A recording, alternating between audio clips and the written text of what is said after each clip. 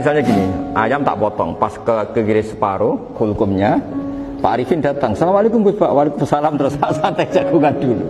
Jagungan sampai besoknya itu nggak meneruskan. Bareng-bareng malah salam, ingat lagi loh, ayam saya ini.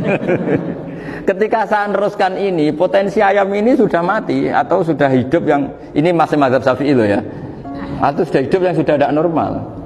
Artinya apa? Penyembelian kedua yang mengeksekusi tadi sebenarnya mengeksekusi barang mati. Yang penyembelian pertama tidak bisa dikatakan penyembelian karena tidak sampai mati. Penyembelian kedua berstatus setengah mati.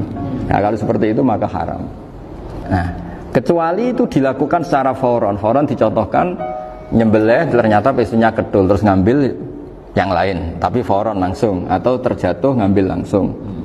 Ya itu boleh karena ditoleransi. Tapi kalau kalam ajnabi kata tadi omongan Pak Arifin, sebuti Pak Arifin, alhamdulillah sih, jaminan mau rawuh, cari ayamnya asem mana.